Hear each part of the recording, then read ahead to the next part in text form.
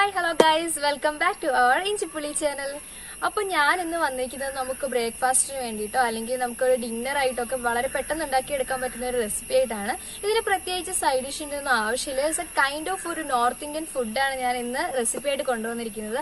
അപ്പം ഞാൻ ഇന്ന് ഉണ്ടാക്കാൻ പോകുന്നത് ആലു പൊറോട്ടയാണ്. ആലു പൊറോട്ട എങ്ങനെ ഉണ്ടാക്കുന്നതെന്ന് നോക്കിയാലോ.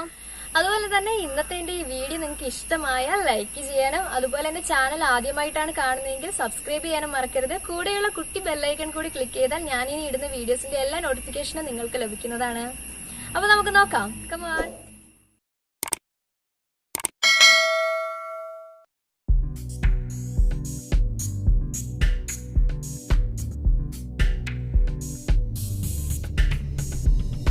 നമ്മുടെ ആലു പറാത്തയ്ക്ക് വേണ്ടിയിട്ട് ഞാനിവിടെ ഒരു 3 കപ്പ് ആട്ടയാണ് എടുത്തിരിക്കുന്നത്.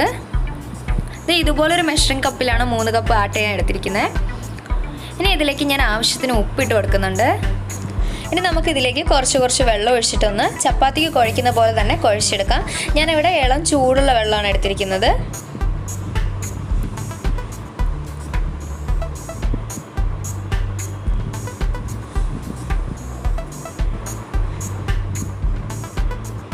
ഏകദേശം ചപ്പാത്തിക്ക് കുഴയ്ക്കുന്ന പോലെ ആക്കിയിട്ടുണ്ട്. ഞാൻ ഇതിലേക്ക് 1 ടീസ്പൂൺ നെയ്യും കൂടി ഇട്ടിട്ട് ഒന്ന് മിക്സ് ചെയ്ത് കൊടുക്കുന്നുണ്ട്.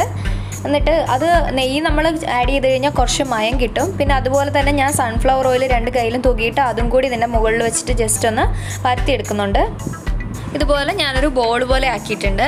ഇനി ഇതൊരു 20 മിനിറ്റ്സ് നമുക്കൊന്ന് റെസ്റ്റ് ചെയ്യാൻ വയ്ക്കാം. അതിന് മുന്നേ ഞാൻ ഇതിലേക്കൊരു നനഞ്ഞ തുണി വെച്ചിട്ട് ഇതുപോലെ കവർ ചെയ്ത് കൊടുക്കുന്നുണ്ട്. അപ്പോൾ ആ സമയം കൊണ്ട് ഞാനിവിടെ ഒരു 3 പൊട്ടറ്റോ എടുത്തിട്ടുണ്ട്.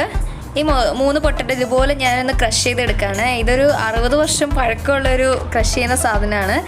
അപ്പോൾ ഇത് വെച്ചിട്ട് ഞാൻ നന്നായിട്ട് ഇതുപോലെ എല്ലാം ഓരോന്നായിട്ട് ക്രഷ് ചെയ്തെടുക്കുകയാണ്. അപ്പോൾ ഈ പൊട്ടറ്റോൻ്റെ ആ പീസസ് ഒന്നും ഉണ്ടാവാൻ പാടില്ല, നന്നായിട്ട് കുഴഞ്ഞ് കിട്ടണം ആ പൊട്ടറ്റോ. ഇനി അതിന് മുകളിലേക്ക് ഞാൻ കുറച്ച് മല്ലിയില ഇട്ട് കൊടുത്തിട്ടുണ്ട്. ഇനി ഇതിലേക്ക് ഞാനൊരു 2 പച്ചമുളക് ചെറുതായിട്ട് അരിഞ്ഞത് കൂടി ഇട്ട് കൊടുക്കുന്നുണ്ട്. ഇനി ഞാൻ ഇതിലേക്ക് ഇടുന്നത് ചില്ലി പൗഡറാണ്. മുളക് പൊടി ഒരു 1/2 ടീസ്പൂൺ ഇട്ട് കൊടുത്തിട്ടുണ്ട്.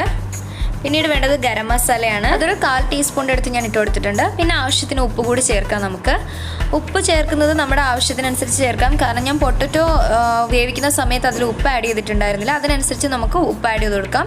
അതിനുശേഷം നമുക്ക് ഇതുപോലെ അതൊന്ന് കുഴച്ചെടുക്കാം. അപ്പോൾ ഞാൻ നന്നായി കുഴച്ചിട്ട് മാറ്റി വെച്ചിട്ടുണ്ട്. ആ സമയത്ത് നമ്മൾ മാറ്റി വെച്ചിരുന്ന 20 മിനിറ്റ്സ് റെസ്റ്റ് ചെയ്യാൻ വെച്ചിരുന്ന മാവ് നമുക്ക് ഇതുപോലെ ഓരോ ബോൾസ് ആക്കി മാറ്റാം. സാധാ ചപ്പാത്തിക്ക് എടുക്കുന്നത് പോലെയല്ല, കുറച്ചുകൂടെ വലിയ ബോൾസ് ആക്കി എടുക്കണം. അതിനുശേഷം നമുക്കിത് ജസ്റ്റ് ഒന്ന് പരത്തിയെടുക്കാം. പരത്തിയെടുക്കുന്നതിന് മുന്നേ നമുക്ക് അതിലേക്ക് കുറച്ച് മാവ് ഒന്ന് ഇട്ട് കൊടുക്കണം, ഒട്ടിപ്പിടിക്കാതിരിക്കാൻ വേണ്ടിയിട്ട്. ഇനി നമുക്കൊരു ചെറിയ ഒരു പപ്പടത്തിൻ്റെ അത്രയും വലുപ്പത്തിൽ നമുക്കിതൊന്ന് പരത്തിയെടുക്കാം.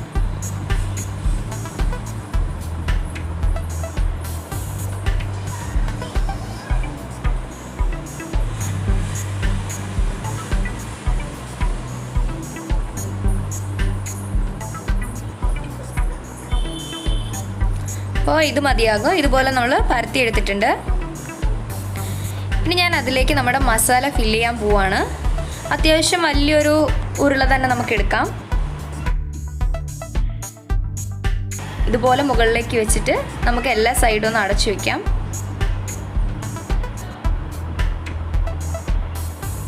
അപ്പോൾ ആ മസാലയൊക്കെ ഒന്ന് കവർ ചെയ്തെടുത്തിട്ടുണ്ട്. ഇനി ഞാൻ അതിന് മുകളിലേക്ക് കുറച്ച് നെയ്യാണ് ആഡ് ചെയ്ത് കൊടുക്കുന്നത്. ഇനി നമുക്ക് നേരത്തെ പോലെ തന്നെ കുറച്ച് മാവ് കൂടെ അതിന് മുകളിൽ വിതറിയിട്ട് അത് നമുക്കിതിൽ വെച്ചൊന്ന് പരത്തിയെടുക്കാം. പരത്തിയെടുക്കുന്ന സമയത്ത് നമ്മുടെ മസാലയൊന്നും പുറത്ത് വരാതിരിക്കാൻ വേണ്ടിയിട്ട് ജസ്റ്റ് അതിന് മുകളിലൊന്ന് പ്രസ് ചെയ്ത് കൊടുക്കാം നമുക്ക്.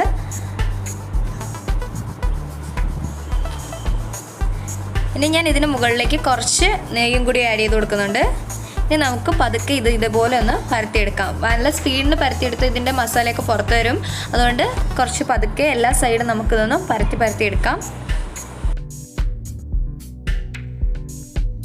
അപ്പോൾ ഒരെണ്ണം ഞാൻ ഇതുപോലെ പരത്തിയെടുത്തിട്ടുണ്ട്. ഇനി ബാക്കിയുള്ളത് കൂടി നമുക്ക് പരത്തിയെടുക്കാം.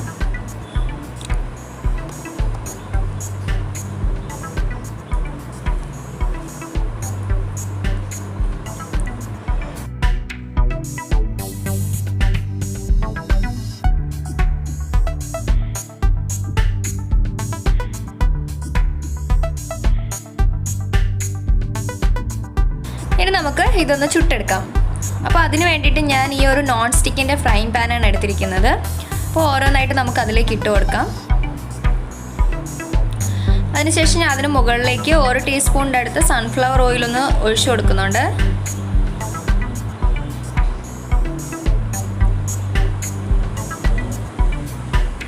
അപ്പോൾ ഒരു സൈഡ് നന്നായിട്ട് വെന്ത് കിട്ടിയിട്ടുണ്ട്. ഞാൻ അതൊന്ന് തിരിച്ചിട്ട് കൊടുക്കുകയാണ്.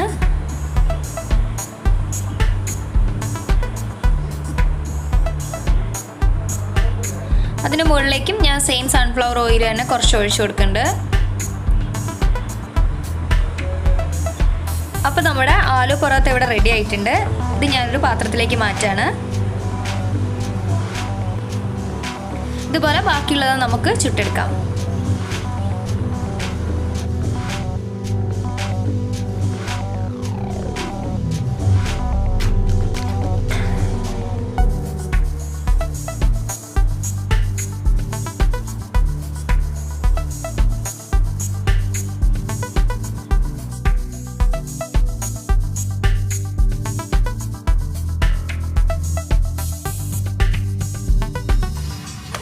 നമ്മുടെ ആലു പൊറോത്ത ഇവിടെ റെഡിയായി. ഞാനതൊരു സെർവിങ് ഡിഷിലേക്ക് മാറ്റിയിട്ടുണ്ട്.